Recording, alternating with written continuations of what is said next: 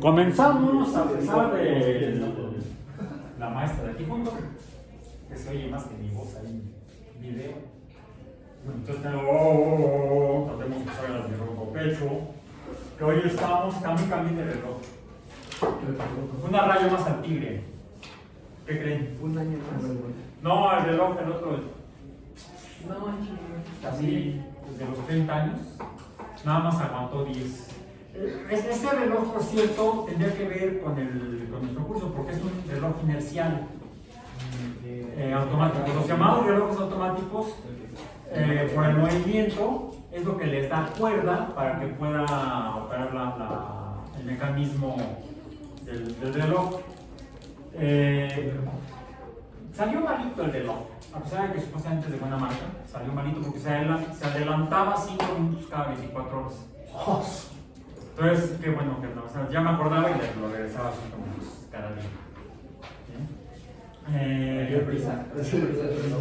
Entonces, finalmente ayer empezó a hacer locura, se paraba, se adelantaba, se retrasaba. A él sí ya lo jubilé y apelé al de los 25 años.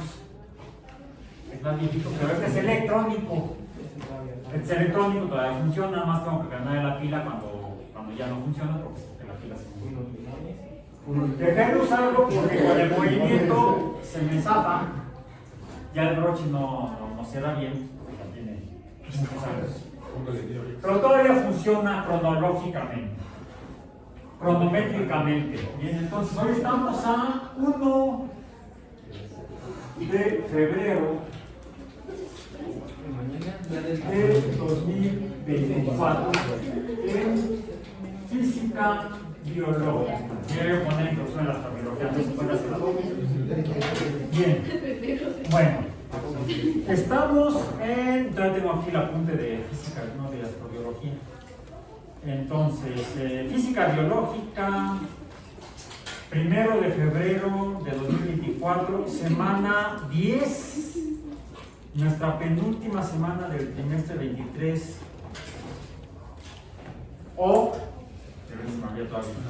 23O, y estamos en la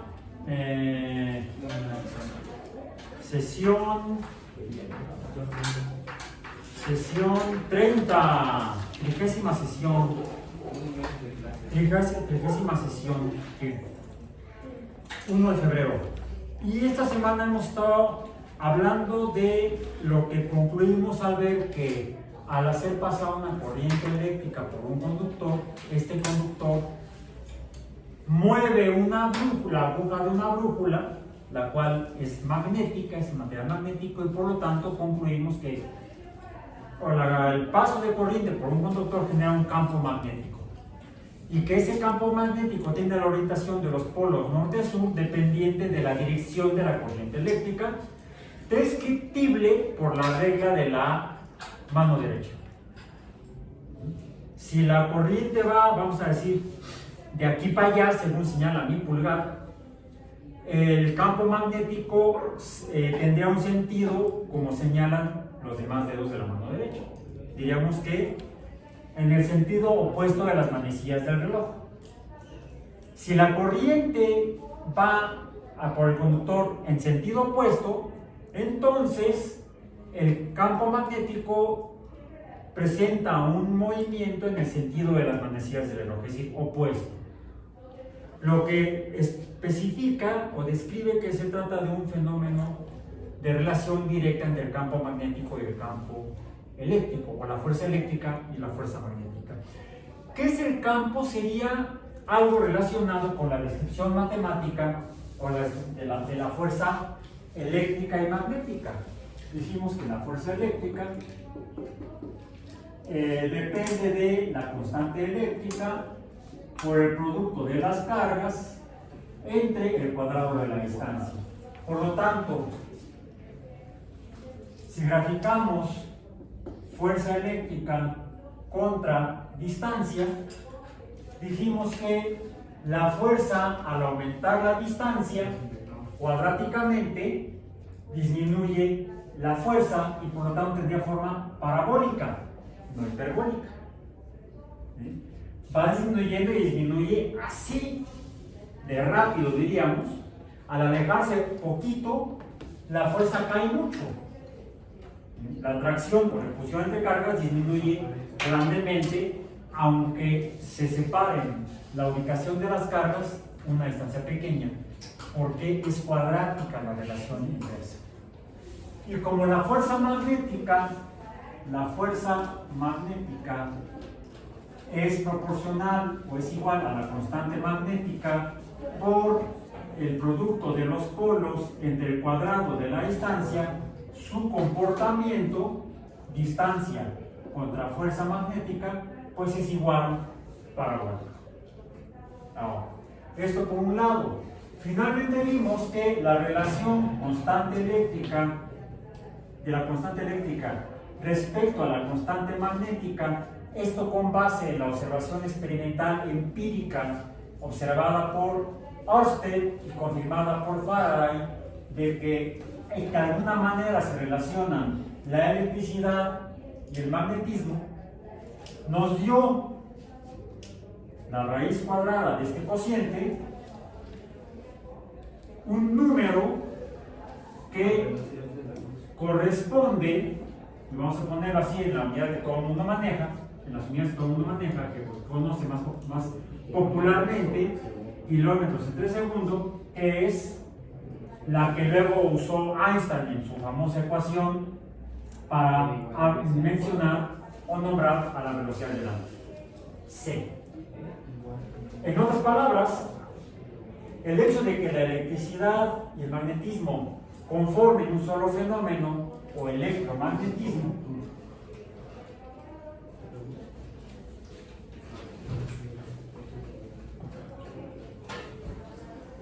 nos dice que la luz es un fenómeno electromagnético, y como la descripción de Newton del comportamiento de la luz corresponde al de las propiedades de las ondas, se desvían por reflexión, por refracción, son absorbidas por la materia o son transmitidas a través de la materia, etcétera, etcétera. Y la luz se comporta igual que las ondas acústicas o mecánicas, se refleja, se refracta, se absorbe, se transmite. Entonces la luz son ondas electromagnéticas. Además, el último otro resultado de Newton y descrito en su obra Óptica, de que la luz, al desviarse por pasar de un medio de densidad a un medio de densidad diferente, al desviarse de esa luz blanca, se desvían colores de luces diferentes, cada una con un ángulo específico diferente, nos está diciendo que hay diferentes tipos de luz. Y así como en mecánica encontramos que las ondas pueden tener diferentes características numéricas cuantificables, principalmente en el caso de las ondas, una propiedad de las ondas o característica que nos permite identificar ondas en particular y distinguir unas de otras es la frecuencia. La frecuencia, que es el número de veces que sube y baja o que se repite el fenómeno periódico ondulatorio en este caso, entre el tiempo, ¿sí? Nu es el símbolo de frecuencia. Pues si encontramos que la luz son ondas y hay de diferentes colores, pues cada color corresponderá tal vez a frecuencias diferentes. Habrá luz de diferente tipo en cuanto a la frecuencia cuando vemos luz de diferentes colores. Unas se desvían más, otras se desvían menos. ¿Por qué? Quizás sea porque recordamos que esto es proporcional a la energía. ¿Sí? Esto es proporcional a la energía de la onda. ¿Cuál sería la inferencia? Que diferentes tipos de luz que se desvían diferente tengan frecuencias diferentes y por eso unas tendrán más energía, otras tendrán menos energía y entonces se desviarán quizá en cuanto a esa cantidad de energía. Al pasar el tiempo en el que la gente se interesó en tratar de entender, a partir de las observaciones de la refracción de la luz hecha por Newton, algunos astrónomos u otros investigadores de la naturaleza, como, déjenme ver, aquí están. Para eso uso mi memoria extrasomática, así es que me acuerdo dónde la dejé. Ya no estaban para acá. Estaban más para acá, los nombres de esas personas.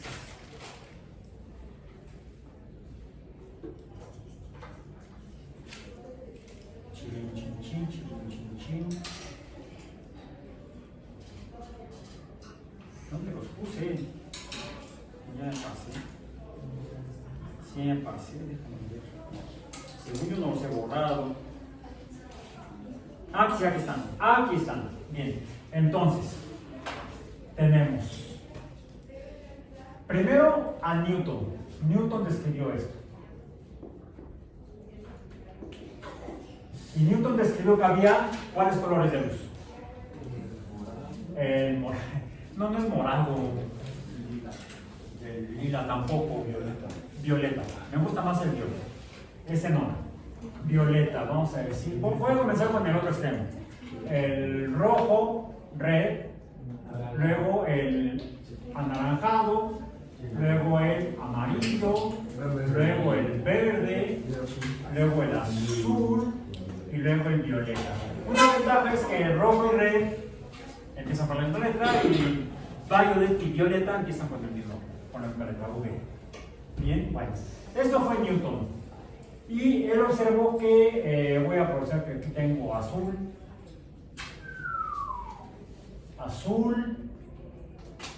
verde. Vemos que entre el verde y el azul así como que se pasan de uno al otro poco a poco y entonces aquí en medio tendríamos el agua. ¿Sí? Y digamos que acá está el red y esto fue lo que vio Newton. ¿Sí? Bueno. Posteriormente, porque fue entre 1787 y 1826, Newton ya cuando ya reincorporaba los ciclos biogeoquímicos, diríamos. ¿Se murió? Pues sí. ¿Qué pasa cuando te mueres? Te reintegras a los ciclos biogeoquímicos. Así es. Nos reciclamos. Cuando estoy un poco moco, cuando me comes. Ok. Y aunque te achicharren también, te convierten en CO2 y agua y se lo toman las plantas, te fotosintetizan y te conviertes en un azucarito. Soy una molécula de glucosa. Pues de bueno. Por eso hay que plantar muchos árboles, para que podamos resucitar de entre las plantas, desde las raíces. ¿Ok? Bien, bueno. Entonces,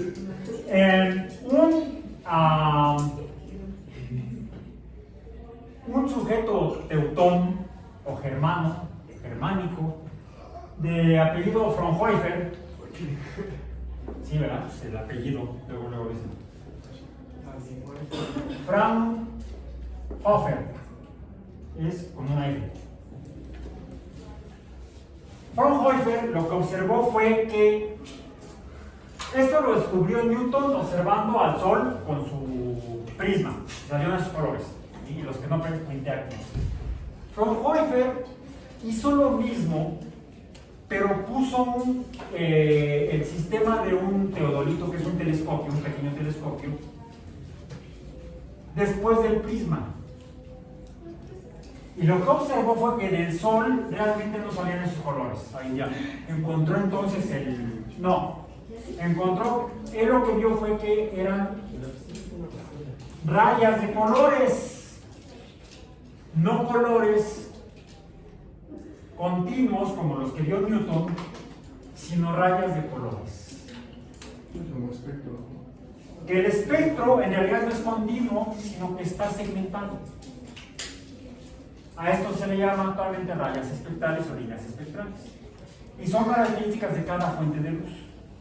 Eso lo sabemos porque posteriormente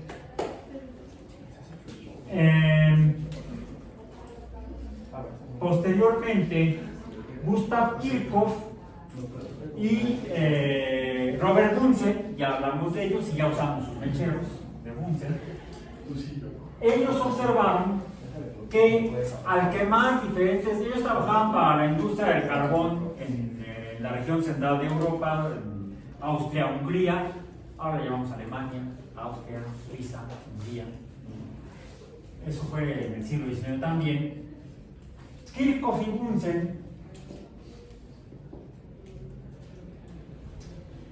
Bunsen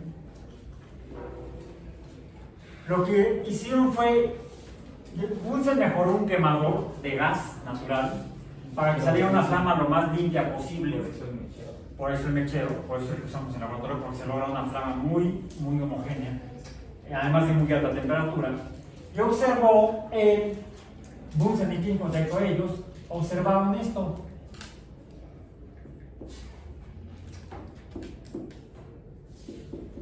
El equivalente, vamos a decir. Al quemar materiales, observaban que en la luz, no fue al revés, se llaman dice-bolas. Cambiemos los nombres. Este fue Fraunhofer.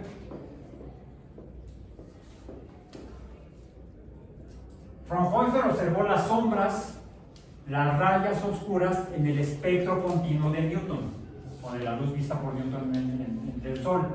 Y esto fue la observación de Kirchhoff, si lo estaba yo diciendo al revés, Kirchhoff y Bunsen. Si lo deja cuando estaba tratando de explicar esto.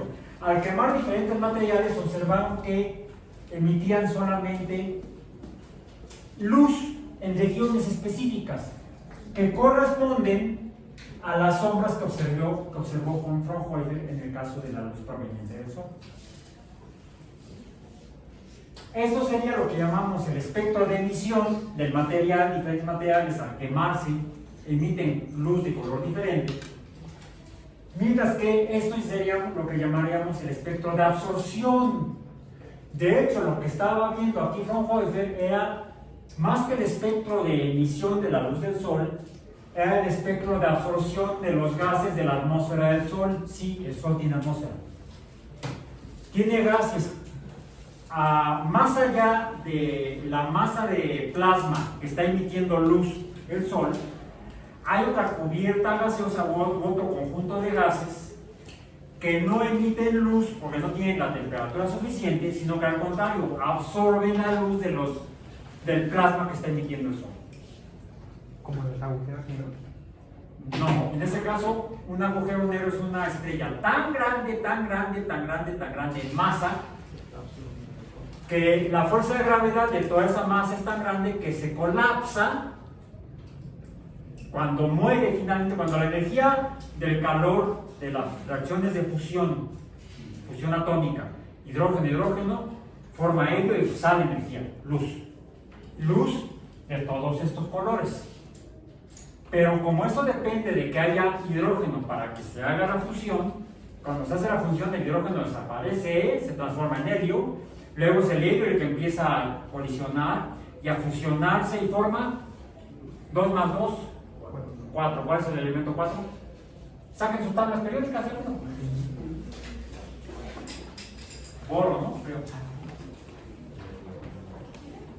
Berilio, siempre hago bolas entre berilio y boro. Berilio es 4. Entonces tenemos ahora en el núcleo de las estrellas átomos de berilio colisionando, y emitiendo luz cuando colisionan. ¿Y qué se forma 4 más 4? Oxígeno. Conforme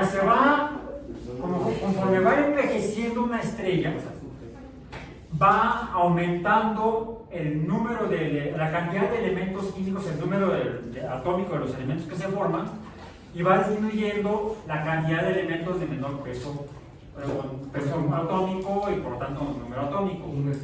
De modo, al ser más grandes y más pesados, pues ya colisionan con más dificultad y entonces la estrella empieza a emitir menos energía, a emitir como luz y calor. Como es el calor de la estrella el que hace que se expanda y contra la fuerza de gravedad que empuja para adentro hacia el centro, al disminuir la energía hacia afuera, la masa ahí sigue, simplemente se ha transformado químicamente en elementos químicos. Ya no es hidrógeno, ahora es carbono, ya no es helio, ahora es argón, o sea, ya son elementos más pesados. La masa ahí sigue y la fuerza de gravedad sigue existiendo, pero ahora no existe la fuerza que empuja hacia afuera. ¿Qué sucede? La estrella se cae sobre ella misma y se colapsa, implosiona. Dependiendo de la masa inicial de la estrella, el final o la muerte de la estrella, el cadáver de la estrella puede tener diferentes formas. Cuando son estrellas como el Sol, con esa masa inicial, después de unos 10.000 millones de años de estar llevando a cabo fusión, se les agota el hidrógeno y quedan elementos tan pesados que ya no empujan para afuera, y entonces se colapsan formando una enana blanca o enana café, por ahí va. Pero si son todavía más masivas, más grandes que la del Sol, por ejemplo, unas 5 veces más masiva que el Sol, primero, al tener más energía, se agota antes, vive menos. Por eso hay que vivir con calma, tranquilo. No importa, la gocé, dice la estrella. Se colapsa y al ser tan grande la masa, se colapsa todavía más, es más denso el material final y se transforma en una estrella de neutrones. Básicamente lo que quedan son neutrones en el núcleo. Son los que dan lugar a los pulsares, porque sí siguen emitiendo radiación, pero ya no visible, sino principalmente en una luz invisible. Ahorita vamos a hablar de ello, es el tema de hoy. ¿Sí? Pero por eso es física biológica, no física astronómica, no importa. Vine con mi sudadera de la NASA y ahora tengo al transbordador espacial. Es que también hoy conmemoramos otra cosa, lo diré al final. Si es todavía más grande la masa de la estrella al nacer, al formarse, más grande que una estrella, que lo que termina como una estrella de neutrón, muere mucho más rápido y lo hace tan rápido y se colapsa tan rápido que emite mucha energía hacia afuera. De hecho, también sucede a veces con las que forman las estrellas de neutrones. Que hay una especie como de rebote y por un último momento emite una cantidad de luz que puede ser más brillante que la luz de las 100.000 billones de estrellas de una sola galaxia. Es de este tamaño la cantidad de energía que emite en forma de luz visible. Está como si alumbrar el salón donde caemos de ver nosotros por pantalla. Sí. De hecho, hay descripciones de que los humanos han podido ver eso al menos 2 veces, desde que los humanos han dejado registros por escrito o con dibujitos. ¿Sí? Hay un registro de un fenómeno de ese tipo, de que de repente vieron en el Sol de día una estrella que no habían visto antes. Y de día, cuando de día no se ven las estrellas.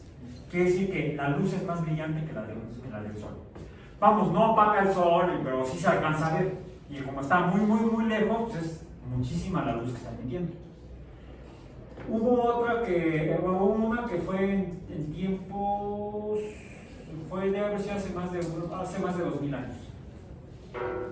Y está registrada en varias sociedades. Por ejemplo, la registraron los Anasazi de Nuevo México.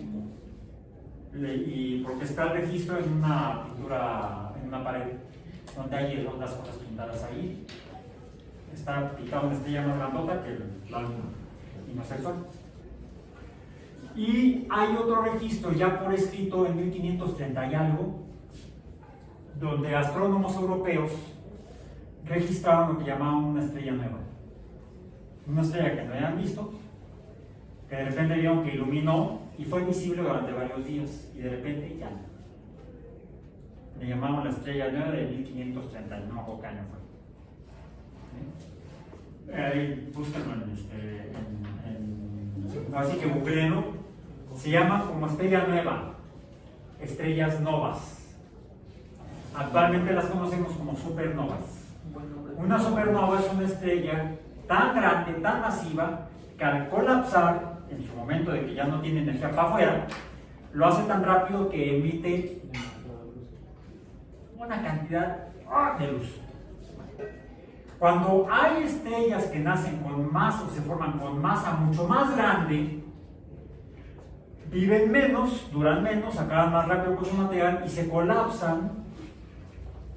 Y es tan grande la fuerza de gravedad que ¡pum!, como que desapareciera. Pero es como que desapareciera porque es tan grande la fuerza de gravedad que escribiría después de todo este rollo y de la mecánica newtoniana a la mecánica descubierta o a la física descubierta hace 120 años, no, 115 años, 115, sí, no recuerdo cuál de los dos artículos de Einstein lo publicó, creo que fue en la primera. Cuando pasamos de la física newtoniana a la física de la relatividad de Einstein, se colapsa, aumenta tanto la fuerza de gravedad que se colapsa y ni la luz escapa de él. Si produjera luz, la luz no sale. Es por eso que al no emitir luz, ¿de qué color se va a ver? Negro oscuro, dirían por ahí. Carro negro oscuro, orillas a la orilla. Es por eso que se le llaman hoyos negros, porque además es tan grande la fuerza de gravedad que lo que esté cerca va para adentro. ¿Y qué hay dentro? No sabemos, es una pregunta que tanto los cosmólogos como los físicos, astrofísicos, como los filósofos se hacen. ¿Qué habrá dentro de un hoyo negro? Bueno, sin embargo, otro físico ya de esta época, tiene poco que murió. Bueno, existe esa hipótesis, ¿sí? Que si entra, a lo mejor sale por otro lado. Le llaman agujero de gusano. ¿Sí? ¿Podemos definir que la fuerza de gravedad puede incluso superar la velocidad de la luz? No, lo que pasa es que lo que explica Einstein es que el espacio está fusionado con el tiempo. La naturaleza, vamos a ver, estaría conformada a nuestra escala por 4 dimensiones, no por 3. ¿Se acuerdan de la ecuación esa del tetra, del hipercubo? Bueno, la 4ª dimensión es el tiempo. Entonces, el tiempo forma parte junto con el espacio de una sola entidad, que es donde vivimos. No solamente vivimos en un espacio, ¿vale? Es lo que explica la película Interestelar. Más o menos. Tiene sus partes exageradas, se trata de divertir a la gente, no de aburrirla con una horrible clase de astrofísica.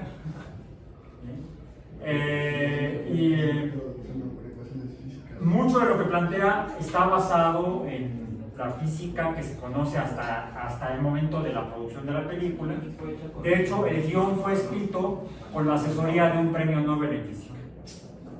No recuerdo el nombre de este partido. La representación del agujero negro es real.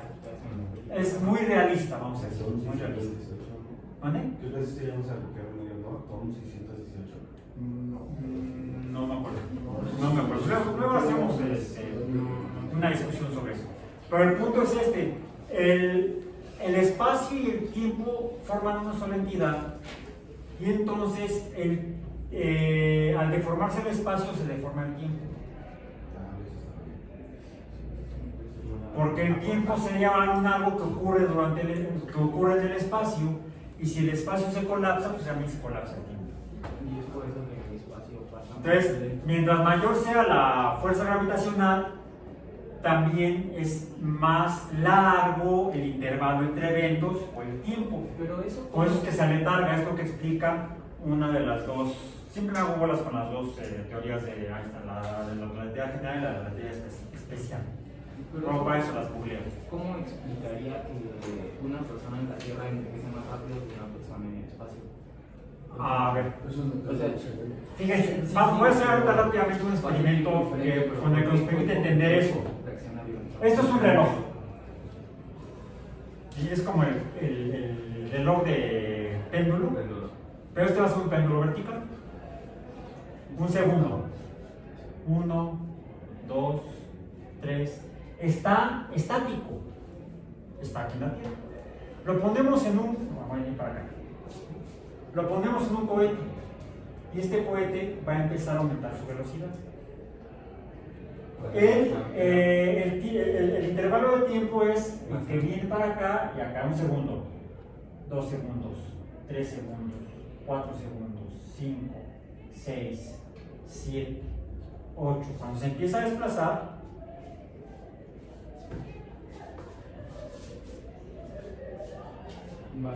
tarda más en pasar de una a otra, de 2 a 3 a 4. Se alarga el intervalo entre tic y toc.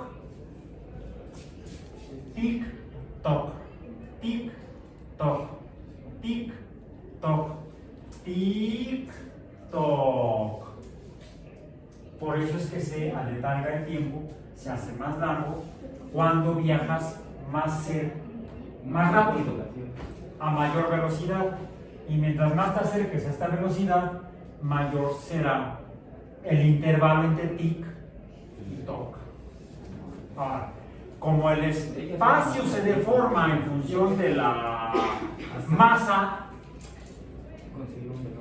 entonces también el tiempo se mueve por el espacio. Mientras más deformado, mayor será el intervalo entre este punto y entre este tic y este toc. En términos simplificados, así como se puede entender por qué una de esas dos teorías de Einstein nos dice que al aumentar la masa, como se acerca de un hoyo negro, el tiempo se hace más largo, vamos a decir. Entonces, tardas más en morir. A lo mejor te mueres más rápido porque el hoyo negro te espaguetifica. Porque además recuerden que la fuerza aumenta respecto al cuadrado de la distancia. Morirán más rápido los más altos, lo siento por ustedes, y tardarán más en morir los más chaparritos. Ok, bueno. Bien. El electromagnetismo. La luz son ondas electromagnéticas. ¿Qué diferencia hay entre los diferentes colores de luz? Intensidad. No, la frecuencia, la intensidad es la amplitud. La amplitud es la intensidad, la cantidad de luz, vamos a decir. Ahora, si uno mide esta propiedad de frecuencia en diferentes colores de luz, uno encuentra que la diferencia entre la luz azul, las ondas de color azul y las ondas más lejanas, que son las rojas, es precisamente, empieza aquí, termina acá un ciclo. Esto sería entonces de aquí a acá. Esta es la longitud de la onda. Mientras que aquí tendríamos que esta sería la longitud de esta onda de aquí a acá. Esta sería la lambda de esta longitud, de este color de luz. Las ondas de luz roja tienen mayor longitud que las ondas de luz violeta o azul. Por supuesto, estas suben y bajan más rápido. Aquí la frecuencia es más grande, estas suben y bajan más despacio, la frecuencia es más baja, más pequeña, vamos a decir. Son inversas la longitud y la frecuencia. A mayor frecuencia, menor longitud, a menor longitud, a menor frecuencia, mayor longitud. A mayor frecuencia, menor longitud, a menor frecuencia, mayor longitud. La diferencia entre las diferentes colores de luz es la longitud de la onda o la frecuencia. Y vemos que la energía es proporcional a la frecuencia. ¿Cuáles tienen más energía? Las del lado azul o violeta. Hay más energía de este lado. Acá la energía es más grande. Y acá la energía es más pequeña. Espérame, llegamos ahora, porque quieren volar la chamba de espoliador. Bueno, ok, mencionaba yo.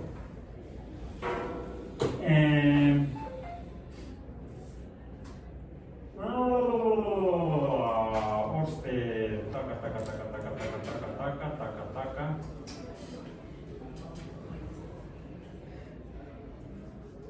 Es que me faltan unos nombres de unos personajes para que yo. Déjame ver. Pfeiffer, ya lo mencioné. Aquí está. Bien, entonces Newton, esto lo publicó en 1708, según recuerdo, en óptica.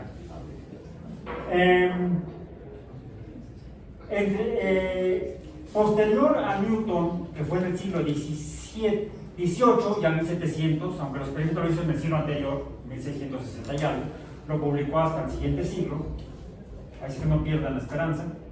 En el siglo XVIII ya, un astrónomo que había nacido en lo que ahora es Alemania, pero fue a vivir en Inglaterra, William Herschel, sería originalmente Wilhelm, Alemania, Wilhelm Herschel o William Herschel, tratando de determinar la diferencia de energía como calor entre los diferentes colores de luz, pues repitió el experimento de Newton, hizo un hoyo en la cortina, lo regañó su esposa.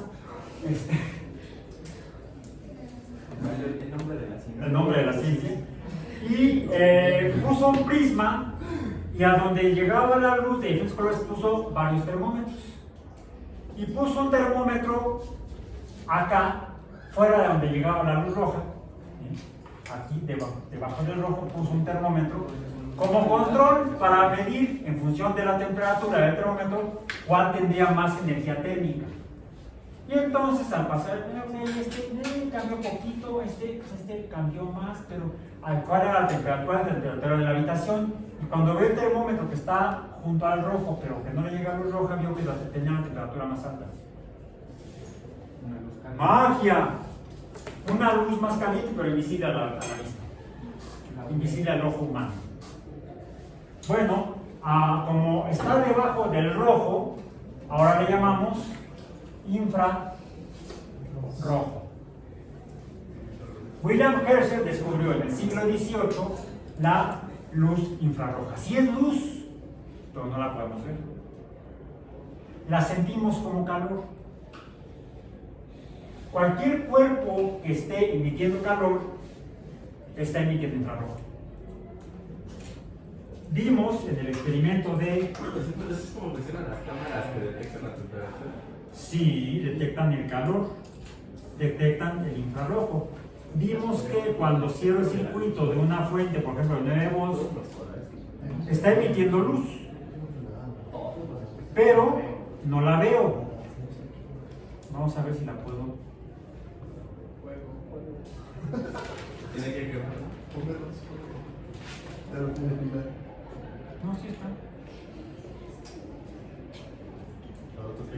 No, soy loco, no tonto.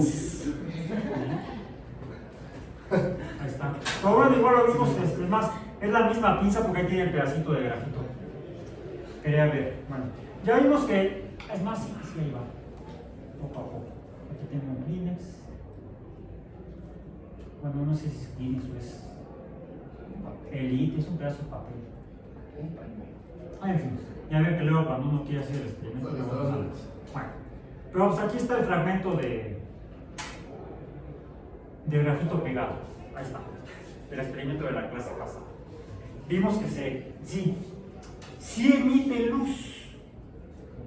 Entonces, parece que la corriente eléctrica, lo eléctrico, produce luz. Si está produciendo luz en forma de calor, está produciendo ondas electromagnéticas del color invisible. Por eso no ves el telatorio, ¿Vale? Sí. Los controles remotos de los aparatos electrónicos emiten infrarrojo. Y el instrumento, el aparato que es manejado por el control remoto tiene un receptor, un sensor de infrarrojo. Algunas cámaras de video pueden detectarlo. No sé si lo han visto, es como un puntito blanco así en medio de la cámara de video. Hagan el experimento en casa, y sí, háganlo en casa. Prueben con diferentes controles remotos y vean cuál pueden detectar con alguna cámara digital, por ejemplo. Bien, eso fue entonces, dijimos, Herschel, William Herschel. Eso es lo que produce el cáncer, ¿no, verdad? Ya me lo llevamos para allá. Ya me vamos a desarrollar. No, pero Herschel. William Herschel descubre el infrarrojo entre 1738 y 1822, que fueron los años en que vivió, ¿verdad? Por supuesto, tiene que haber estado vivo para haberlo descubierto. Posteriormente, en 1801, ya siglo XIX, en el siglo XIX, otro investigador, Johann Ritter, otro alemán, otro teutón, él observó que algunas sustancias que tenían, por ejemplo, cloruro de plata,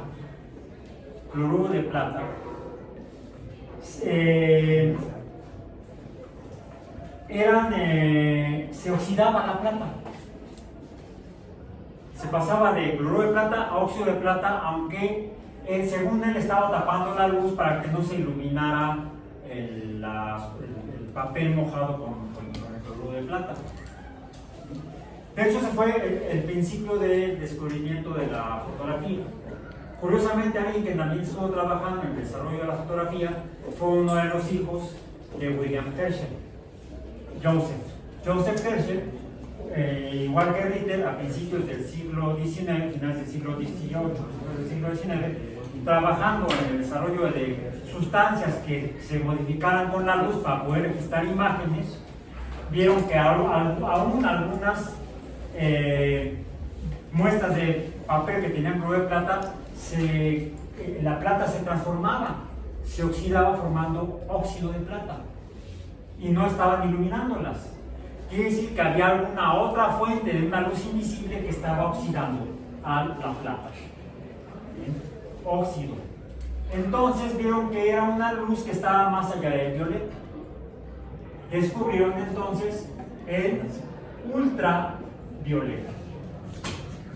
El ultravioleta lo descubrió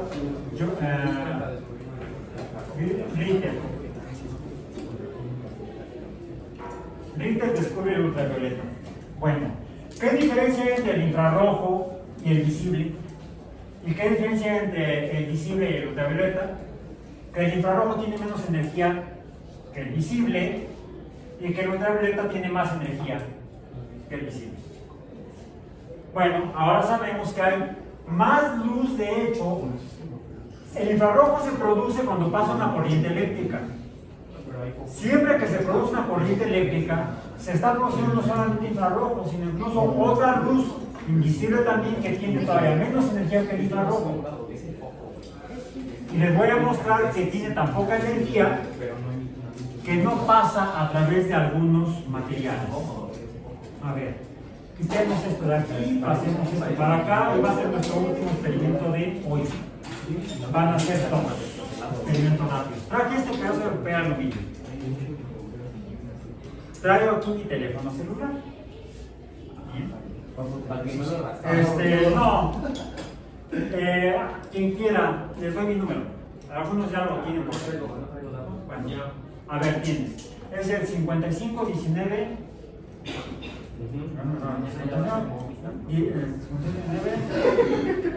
No, 59, 18. Como nunca me llamo por teléfono. 19, 18, 8903. ¿Ok? Márcalo.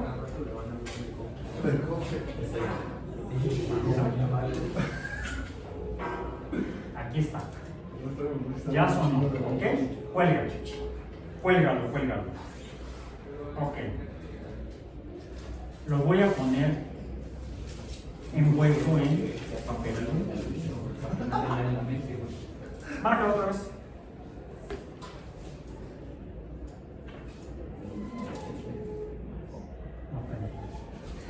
Sí, llegó. Va de nuevo. Digo que cuando quiere uno que salga, no sale. Vamos a ponerlo acá. Lo hice hace rato con el profesor Kerber ahí en el cubículo y no llegó. Ahí está. Salimos de todos los huequitos. Pasa que esta es marca metálica. No está funcionando como antena. A ver, marca otra vez. ¡Sí, no salió! Bueno, háganlo en casa. De preferencia, métanlo en una cajita. Luego lo hice en el cubículo hace rato, tenía nada más que incluso hasta borré la llamada. Decía ahí, me den Carlos, ya te marqué. No me caso. A la trans le ponga la boda bien. De verdad, vamos a poner en el piso. Póngale el modo. Vamos a poner el modo aquí. Esa es trampa. A ver, déjame envolverlo bien. Se me hace que por eso le salió cuando puso el modo. No. Estaba silenciado. Te digo que cuando quiero uno que salga el experimento no sale. A ver, vuelve a marcar.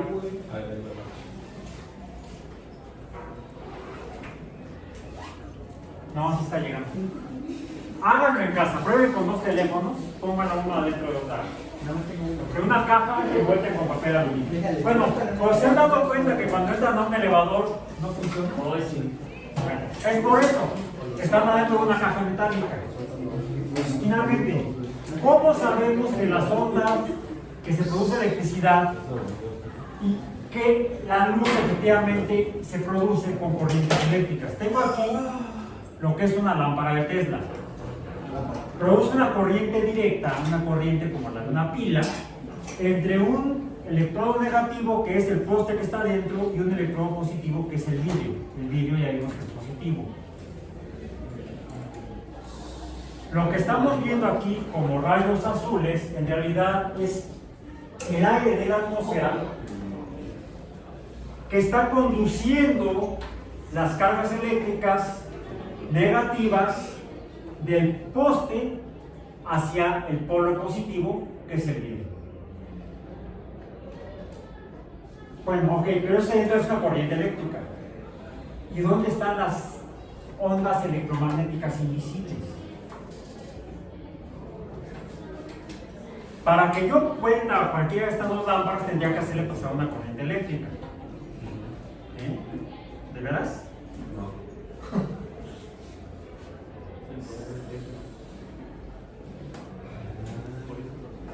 Y vemos que efectivamente es inversamente proporcional al cuadrado de la distancia. Si entra en contacto mediante ningún conductor, el campo electromagnético alrededor le está proporcionando la energía para que el gas que está dentro del tubo se oxide, corriente eléctrica, movimiento de cargas, y entonces emita luz. Traigo esta otra parecida y lo voy a hacer del otro lado para que vean que se propaga en cualquier dirección. ¿Bien? Por delante, por detrás, y digo, por supuesto, mientras más lejos esté, por arriba también. Así es como funciona la radiofrecuencia. Es que eso es la radiofrecuencia. Es radio porque se expande en forma radial, por eso se le llama radiofrecuencia, pero son ondas electromagnéticas, todo es luz. La veamos o no la veamos.